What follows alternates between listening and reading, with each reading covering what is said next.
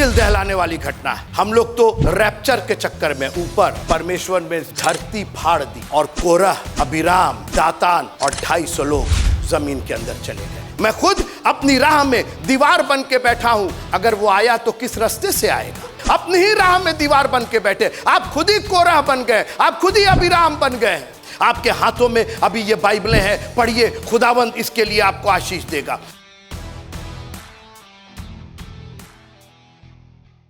गिनती की पुस्तक 16वां अध्याय।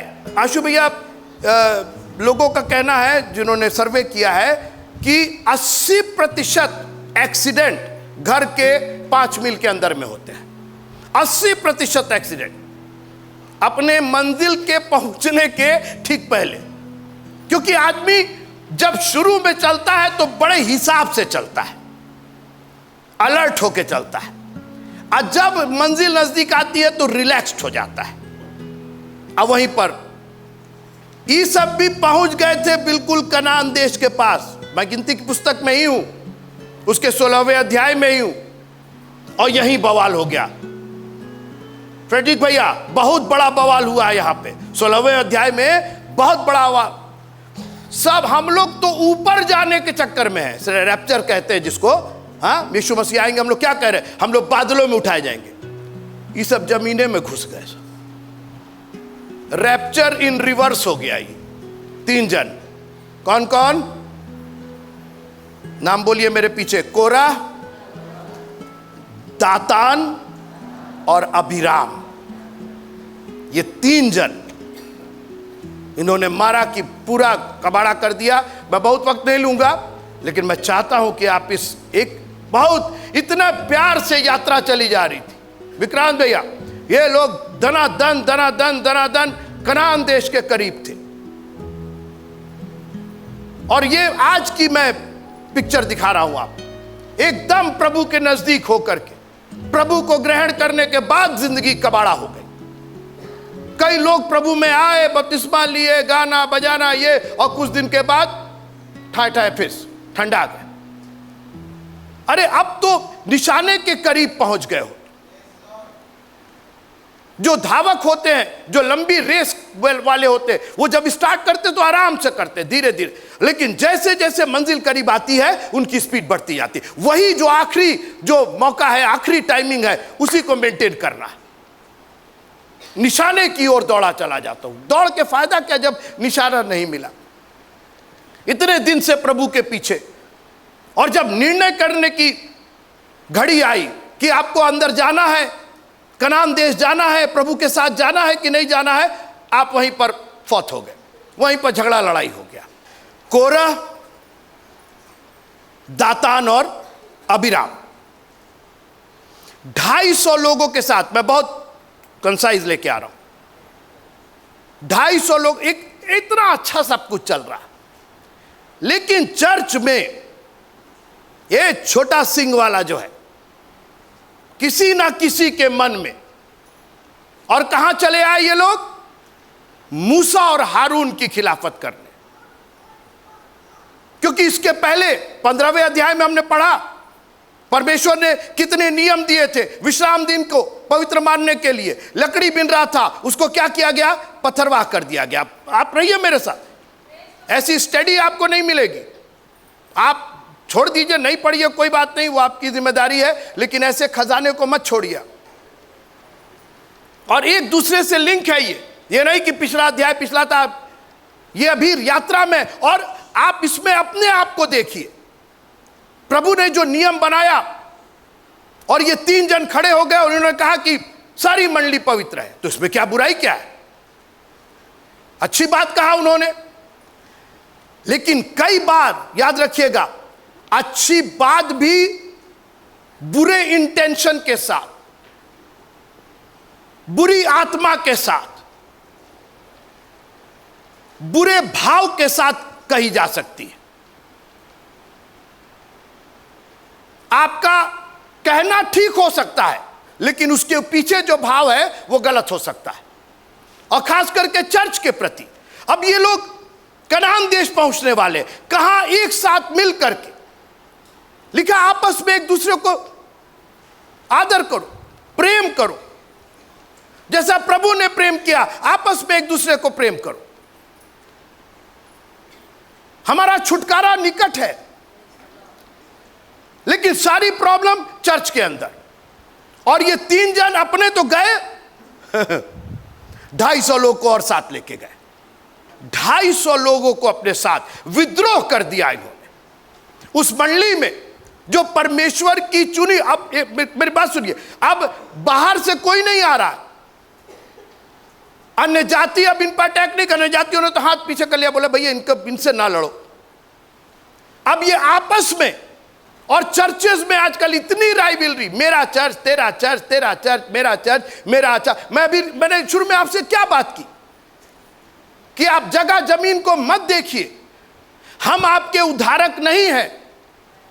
आप अपनी नजर अपनी मंजिल पर रखिए। मैं निशाने की ओर दौड़ा चला जाता। यह तो एक जमा होने की जगह है मित्रों, इसका लड़ाई झगड़ा नहीं है। लड़ाई झगड़ा तो उसका है, शैतान तो चाहता है कि आपको आपके कोर्स से, आपके मार्ग से, आपका जो ट्रैक है उससे विचलित कर दे, एक्सीडेंट हो जाए आपका, आप आपसी में लड़ भिड़ जाए।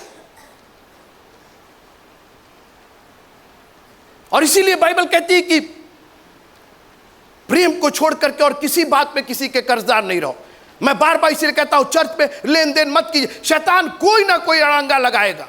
कहां अब यह सोचना है कि अनाक वंशियों से कैसे निपटना है, वहां के अंगूर कैसे उगाना है, वहां का मधु और शहद को और दूध को कैसे इस्तेमाल करना है। कहां स्वर्ग देश की बातें होनी चाहिए। जैसे जैसे तुम इन बातों को होते हुए देखो, अपनी नजरें ऊपर उठाओ, आपस में मिलना मत छोड़ो। हर बात से हमको आगाह किया गया, उसके बाद भी शैतान कहीं ना कहीं से।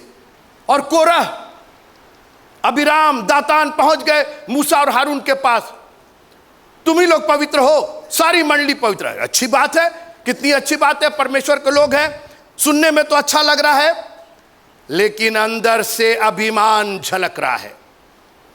और याद रखिएगा बाइबल कहती है कि नाश होने के पहले घमंड होता है, और प्रभु सब कुछ बर्दाश्त करेगा, आपका घमंड बर्दाश्त नहीं करेगा।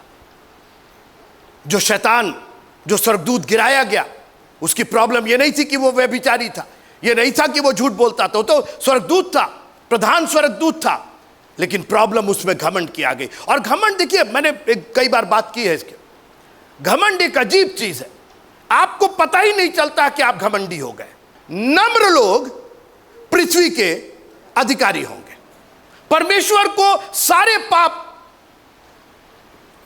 बर्दाश्त है, घमंड का पाप नहीं। और जब घमंड आता है ना, तो उसके साथ बड़े पाप जुड़ जाते हैं, फिर अभिलाषा आ जाती है। आप में यही पास्टर हैं, यही बोलेंगे, यही गाएंगे, यही आगे बढ़, कई चीजें उसके साथ जुड़ती चली जाती। घमंड अभिलाषा को जन्म देता है और अभिलाषा पाप को जन्म देती है। और ये 3 जन इनसाइड के, याद रखिएगा, प्रभु की मंडली को अगर कहीं से खतरा है तो अंदर से खतरा। ये बाहर के लोग, अन्य जाति लोग, ये दूसरे धर्म और दूसरा पंथ, कोई कुछ नहीं। आप और हम अपने लिए खतरा है। क्या तुम नहीं जानते कि तुम परमेश्वर का मंदिर हो? जो कोई इसको नाश करेगा, ये भाई मंदिर आपका है तो गार्ड आपको करना है ना, रक्षा तो आपको करनी है ना उसकी। जो कोई इसको नाश करेगा, परमेश्वर उसको नाश करेगा। और कई बार बाहर के लोग को हम भले ही दोष दे, वो ये फला, कुछ नहीं, आप खुद दोषी हैं। आप खुद अपनी बेड से उतर करके और घुटना नहीं टेक सकते, आप खुद टाइम से चर्च नहीं आ सकते। किसने रोका है आपको? किस धर्म के लोग आकर के लाठी लेकर के खड़े हैं वहां पर कि चर्च जाइए मत, आज सुबह उठिए मत। हम खुद, किसी ने बहुत अच्छा कहा ना कि मैं खुद अपनी राह में दीवार बन के बैठा हूं, मैं खुद अपनी राह में दीवार बन के बैठा हूं। अगर वो आया तो किस रास्ते से आएगा? आपने तो रास्ता ही ब्लॉक कर दिया, अपने ही मन को कठोर कर दिया है। दुनिया में हलचल देख रहे हैं, दुनिया में चीजें देख रहे हैं, और ये भी देख रहे हैं कि हमारा छुटकारा निकट है। अपने से ही हम लोग मल्लयुद्ध किए हुए हैं। याद रखिएगा, परमेश्वर की बुलाहट, ये क्या किए? ये मूसा और हारून के खिलाफ खड़े हो गए। अरे तुमको मालूम है मूसा और हारून कौन है? अभी सुनते रहिएगा। मूसा और हारून परमेश्वर की ओर से नियुक्त किए गए थे। याद रखिएगा, परमेश्वर की बुलाहट, परमेश्वर का काम उसकी कॉलिंग से है, आपकी क्वालिफिकेशन से नहीं है। आप कितने MBBS और पता नहीं क्या क्या हो जाए, आपकी वो क्वालिफिकेशन नहीं है जब वो बुलाता है। अरे चेले तो अनपढ़ थे, लिखा है कि लोग जब उनकी बातों को सुनते थे तो कहते थे ये अनपढ़ लोग को इतना ज्ञान कहां से आ गया, क्योंकि उनकी बुलाहट थी। प्रभु से दुआ कीजिएगा हर दिन, प्रभु हमको नम्र बनाइएगा। और जरूरी नहीं कि आप चर्च के किसी व्यक्ति के खिलाफ, आप अपने से ही मलयुद्ध कर रहे हैं, आप अपने ही को रोक रहे हैं, अपनी ही राह में दीवार बन के बैठे, आप खुद ही कोरह बन गए, आप खुद ही अभिराम बन गए हैं। क्यों हमारा चुनाव क्यों नहीं हो रहा? उनको क्यों चुना गया? उनको बहुत भाव देते हैं, उनको बहुत आगे आगे करते हैं। It is not your calling. यह आपकी बुलाहट नहीं है, यह आपकी सेवा नहीं है, यह प्रभु की सेवा है। और याद रखिएगा, प्रभु की सेवा कंपटीशन नहीं है। आज पास्टर्स में कंपटीशन हो रहा है, एक तो नया कंपटीशन चला है, गिनती वाला कंपटीशन। गिनती की पुस्तक नहीं, गिनती की। वहां तो 5,000, वहां तो 10,000, वहां तो इतने मेंबर, वहां तो किस मेंबर की बात कर रहे हैं? ये हम स्वर्ग लेके जाएंगे? यीशु मसीह ने पूरा मेंबरशिप ही खत्म कर दिया, बोला जहां 2, तालियां बजा के प्रभु का धन्यवाद। खबरदार जो आपने गिनती की बात की। गिनती की बात करना है तो गिनती की पुस्तक की बात कीजिए ना। फिर यीशु मसीह ने शास्त्री फरीसियों को डांटा और कहा कि तुमने परमेश्वर की सामर्थ और उसके वचन को कम कर दिया है, उसकी ताकत को कम कर दिया। एक बात बताऊं आपको, पहले पत्रस में लिखा हुआ है कि जिस चीज को स्वर्गदूत देखने के लिए आ गए। जानते स्वर्गदूत देखने के लिए आ गए? क्या स्वर्गदूत क्या देखना चाहते? स्वर्गदूत ये देखना चाहते, क्योंकि देखिए स्वर्गदूतों के पास तो सैल्वेशन है नहीं, उनको तो सैल्वेशन की जरूरत नहीं है, उद्धार की जरूरत नहीं है। वो ये देखने आ गए कि ये कौन लोग हैं जिनको वचन सुनाकर, मैं प्रेरितों के काम उसके दूसरे अध्याय की बात कर रहा हूं, वचन सुना के उनके हृदय छिद गए। ये ना चंगे हुए, ना अच्छे हुए, ना अमीर हुए, ना एजुकेटेड हुए। पतरस ने उस दिन क्या किया? उस दिन केवल वचन सुनाया उनको, और लिखा है कि सुनने के बाद सुनने वालों के हृदय छिद गए। देखिए परमेश्वर का, इसीलिए मैं बार बार कहता हूं, परमेश्वर के वचन की अवहेलना मत कीजिएगा। और मैं चाहता हूं कि हमारे चर्च में अगर लोग आए तो परमेश्वर का वचन, यहां चंगाई हो ना हो, अरे वो तो बाई प्रोडक्ट है, वो तो होगी। उसने अपना वचन भेज करके उनको चंगा किया है। जी, आपको वचन की ताकत मिलनी चाहिए। जो स्वर्गदूत देखने के लिए आए कि क्या ये आदमी लोग क्यों इतने पगलाए हुए, क्यों भीड़ की भीड़ इसके पीछे चल रही, क्यों लोग अपनी जिंदगी, एक दिन में 3,000 लोग, 5,000 लोग, ये क्या हो रहा है? वचन की ताकत है। परमेश्वर ने अपने वचन से मूसा और हारून को बुलाया था, तो कोरह, अबिराम और दातान विद्रोह कर बैठे, अपने साथ 250 लोगों को ले गए। अब देखिए जिनकी बुलाहट थी, कौन? मूसा और हारून। हारून लिखा है मुंह के बल गिर गया, मूसा मुंह के बल गिर गया, एकदम नम्र, दीन, कोई लड़ाई, कोई झगड़ा नहीं। जरा पढ़िएगा याकूब की पत्री, उसका 4था अध्याय, उसकी पहली आयत से। जी, तुम में लड़ाइयां, हाँ, और झगड़े, हाँ, कहां से आ गए? अब लीजिए, ये ईरान और इराक की बात नहीं हो रही है। तुम में ये लड़ाई झगड़े कहां से आ गए, और कहां से आगे? आगे पढ़िए। क्या उन, हाँ, सुख विलासों से नहीं जो तुम्हारे अंगों में लड़ते भिड़ते हैं? तुम लालसा रखते हो और तुम्हें मिलता नहीं, तुम हत्या और डाह करते हो और कुछ प्राप्त नहीं कर सकते। बस रहने दीजिए, पढ़ लीजिएगा बाद में। आधे से ज्यादा परमेश्वर की मंडली की प्रॉब्लम, हमको सेक्रेटरी बनाइए, हमको ट्रेजरर। एक उधार तो चला गया, अब एक तरफ अब तो उधार की बात हो रही है, कितना उधार ले ले, कितना माल कमा ले। मित्रों, मैं चाहता हूं कि आप अपनी जिंदगी में बहुत सावधान रहें। बहुत से भरमाने वाले, बहुत से झूठे नबी, बहुत से झूठे प्रचारक। Please keep your eyes on the word of God. जिसको स्वर्गदूत देखने के लिए आए, उसकी अवहेलना आप और हम ना करें मेहरबानी से। आपके हाथों में अभी ये बाइबलें हैं, पढ़िए, खुदावंद इसके लिए आपको आशीष देगा। वो आपको समझाएगा जिस मार्ग में तुझे चलना है। मैंने बार बार कहा कि वो किसी जगह का मोहताज नहीं है, किसी चर्च का मोहताज नहीं है, किसी बिल्डिंग का मोहताज है। वो राह चलते, आप है मेरे साथ? वो राह में जा रहा था, जक्कई नाम का एक व्यक्ति कहाँ चढ़ा हुआ था? पुलपिट के ऊपर चढ़ा हुआ था। कहाँ चढ़ा हुआ था? किसके पेड़ पर? वो गूलर के पेड़ पर। राह चलते यीशु मसीह ने बुला लिया, और खाली बुलाया नहीं, कहा कि आज इस घर में उद्धार आया है। कोई है प्रेज द लॉर्ड बोलने के लिए? हमारा प्रभु जगह का मोहताज नहीं है। प्रभु अपने वचन को सबसे अधिक तरजीह देने लगता है। उसने अपने घर में यीशु मसीह को उतारा, पास्टर को नहीं उतारा, अपोस्टल को नहीं उतारा, प्रॉफिट को नहीं उतारा। हम लोग एडिक्ट हो गए, हमको प्रॉफिटे चाहिए, हमको अपोस्टले चाहिए, हमको पास्टर चाहिए। जी नहीं, हमको खुदा का कलाम चाहिए, एकदम खुदा का कलाम चाहिए। Give me the word of God. तू कह और तेरा दास और तेरी दासी सुन रहा है। याद रखिएगा, सच्चा सेवक लड़ाई नहीं करता। मूसा ने कोई लड़ाई झगड़ा नहीं किया। नम्रता और दीनता के सामने कोरह, दातान और अबीराम और 250 लोग के बीच में परमेश्वर ठट्ठों में नहीं उड़ाया जाता।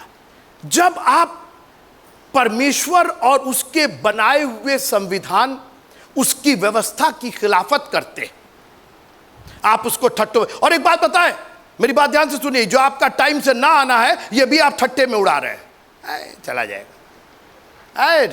5 मिनट 10 मिनट, हाँ, अरे 10 मिनट बाद अरे चलेगा, वो अभी तो गाना गा रहे हो, अभी तो बाजा बजा रहे हो। ये ठट्ठे में उड़ा रहे हैं आप गंभीरता से नहीं ले रहे। और लिखा परमेश्वर ठट्ठों में नहीं उड़ाया जाता। आगे की कहानी मैं बढ़ रहा हूं, आगे की कहानी पर बढ़ रहा हूं। बहुत बहुत शानदार ये चैप्टर है। घर पर जा करके 2-3 बार जरूर पढ़िएगा, दिल दहल जाएगा आपका। दिल दहलाने वाली घटना है। हम लोग तो रैप्चर के चक्कर में ऊपर, परमेश्वर में पढ़िएगा, धरती फाड़ दी और कोरह, अबीराम, दातान और 250 लोग जमीन के अंदर चले गए। प्रभु ने धरती फाड़ दी। ठट्टे में हमको मत उड़ाना। चर्च के प्रति कोई गलत बात मत करिएगा, उसके चुने हुए के प्रति कोई गलत बात मत करिएगा। प्रभु आपको ऐसा धरती में समा देगा। देखिए, कई बार प्रभु की जो लाठी है ना, वो दिखाई नहीं देती, लेकिन ऐसी मार पड़ती है कि आप उसको बर्दाश्त नहीं कर पाइएगा। लेकिन एक बात बताएं, हम लोग के समान तो हट्टी कोई है नहीं। प्रभु की दया, इसीलिए रोमियो 12 में पौलुस कहता है कि हे भाइयों, मैं तुमसे परमेश्वर की दया स्मरण दिला के विनती करता हूं। स्मरण तो नहीं रहता है। इतना प्रभु ने आशीष दी, कहां से कहां प्रभु ने पहुंचा दिया हम लोग। जिंदगी के आखिरी पड़ाव तक प्रभु ने हमारी मदद की। सुखदाई जल के झरने दिए, हरी हरी चराइयां दी, दुख और मुसीबत की घाटी से वो निकाल करके लेके आया। मगर फिर भी समझ में नहीं आया। फिर मंडली बुड़बुड़ाने लगी, और प्रभु ने कहा इस सारी मंडली को मैं खत्म करूंगा। लिखा है, जीवते परमेश्वर के हाथ में पड़ना भयानक बात है। मैंने अपनी जिंदगी में बहुत से ऐसे लोगों को देखा है।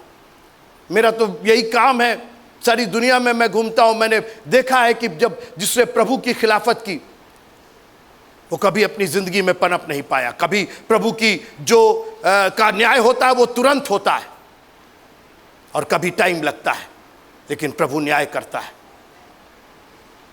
और हो सकता है कि आप और हम बचे हुए इसलिए हैं कि हारून बीच में खड़ा हो गया।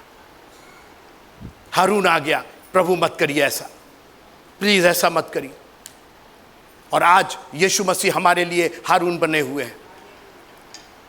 जब वो क्रूस पर गए तो उन्होंने सबसे पहले कहा, इनको माफ कर, क्योंकि ये नहीं जानते कि ये क्या कर रहे हैं। क्योंकि एक पल में वो सब हलाक हो जाते। एक बहुत दर्दनाक ये किस्सा है, एक घटना है जो हमारे और आपकी जिंदगी के लिए एक बहुत बड़ा उदाहरण है कि प्रभु और प्रभु के चुने हुओं के खिलाफ, उसकी मंडली के खिलाफ, उसके वचन के खिलाफ कभी कोई ठट्टा मत कीजिएगा। अगर आपको मानना है तो दिल से मानना है।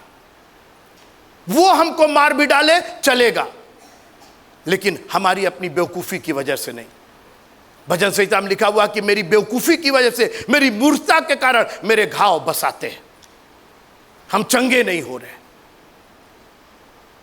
क्योंकि कहीं ना कहीं हमारे अंदर कोरह, दातान और अबीराम की आत्मा समाई हुई है। ये लोग लेवी गोत्र के थे, ये लोग चुने हुए लोग थे, उसी में के लोग थे, लेकिन अपने घमंड, अपनी अभिलाषा, अपने कंपटीशन की वजह से, क्यों प्रभु मूसा और हारून से ही बात करता, हमसे क्यों नहीं बात करता, हम लोग क्यों नहीं पोजीशन हासिल कर, सबको पोजीशन चाहिए, सबको पास्टर कहलाना है, इतना चर्च में इतना टेंशन, किसी एक को पुलपिट दे दीजिए अगला नाराज, अगले को नहीं दीजिए अगला नाराज, किसी एक को बाइबल पढ़ने के लिए दे दिए, अरे इन्हीं को दिया जाता, अरे उन्हें ना बोलिया, वो तो जो है सो रहेंगे, आपके ऊपर कहीं पाप ना पड़ जाए। और हमारा प्रभु न्यायी है, लिखा है बढ़ती ना तो पूरब से और ना पश्चिम से होती है, वो एक को घटाता और दूसरे को बढ़ाता है। प्रभु के सामने नम्रता और दीनता कहिए, प्रभु त्यों न्यायी है। मैंने कहा जब हन्ना गई बेबी मांगने के लिए, तो उसने अपनी वो जो उसकी सौतन थी उसको कोई बुरा भला नहीं कहा, प्रभु उसको मार डालना, उसके बच्चों को मार डालना, वो बहुत हमको सताती है, जबकि वो सताती थी, लिखा वो चिढ़ाती थी, रिगाती थी उसको, लेकिन उसने उसके खिलाफ कोई बात नहीं की। उसने कहा मेरे को ब्लेस कीजिए, हम किसी की लकीर को मिटाना नहीं चाहते, हम अपनी लकीर को इतना लंबा कर देना चाहते हैं कि बाकी लकीरें छोटी हो जाए। प्रभु के खिलाफ कोई खिलाफत नहीं की। चर्च के प्रति ईमानदार बने रहिए, जिस चर्च में, जिस देश में आपको बसाया गया है उसमें बसे रहिए। दो रास्ते हैं, मैं कह कर ख़त्म करना चाहता हूँ। एक कोरह का रास्ता है, कोरह के रास्ते में अभिमान है, विद्रोह है और न्याय, प्रभु का न्याय, और न्याय के बाद विनाश। धरती फट गई, हम लोग कहाँ धरती से ऊपर जाने के चक्कर में, आइए धरती के अंदर समा गए। पढ़िएगा, मैं सारी बातें गिनती की पुस्तक उसके 16वें अध्याय से बात कर रहा हूँ, एक बार जरूर घर पर जाके पढ़िएगा। क्या बोले हैं आज, कुछ समझ में नहीं आया, 2-3 बार आप पढ़िएगा तब आपको समझ में आएगा कि ओ ये बात थी। और सच्ची घटना इनके कनान देश के जाने के मार्ग में घट गई है। ये घटना घटनी नहीं चाहिए थी। अगर कोरह, अबीराम, दातान खड़े नहीं होते, सब लोग स्मूथली चले गए होते। जानते कितने लोग निकाल लीजिएगा गिनती की पुस्तक उसका 16वां अध्याय, मैं खत्म कर रहा हूं इसके साथ 45 से पढ़ दें।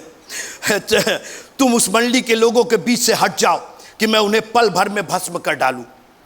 तब वे मुंह के बल गिरे और मूसा ने हारून से कहा, धूपदान को लेकर उसमें वेदी पर से आग रखकर उस पर धूप डाल, मंडली के पास फुर्ती से जाकर उसके लिए प्रायश्चित कर। पाप मंडली ने किया है प्रायश्चित, हारून और मूसा कर रहे हैं, जल्दी करो, प्रभु का क्रोध भड़का है, क्योंकि यहोवा का कोप अत्यंत भड़का है और मरी फैलने लगी है। मूसा की आज्ञा के अनुसार हारून धूपदान लेकर मंडली के बीच में दौड़ा गया। हम लोग चर्च आते हैं तो लड़खड़ाते, रगड़ते, घिसते, यहां प्रभु का क्रोध भड़का हुआ है। दौड़ा गया और यह देखकर कि लोगों में मरी फैलने लगी है, उसने धूप को जलाकर लोगों के लिए प्रायश्चित किया और वह मुर्दों और जीवतों के मध्य में खड़ा हुआ। तब मरी थम गई। ये किसका दृश्य है? हमारे यीशु मसीह का दृश्य है। वो मुर्दों और जिंदों के बीच में खड़ा हो गया। हालेलुया। प्रभु तेरा धन्यवाद हो कि तेरे लहू के द्वारा ये पाप की जो मरी थी वो फैलने से बच गई। हमको आपने बचा लिया। और जो कोरह के संग भागी होकर मर गए थे उन्हें छोड़ जो लोग इस मरी से मर गए थे 14,700 थे। तब हारून मिलाप वाले तंबू के द्वार पर मूसा के पास लौट गया और मरी थम गई।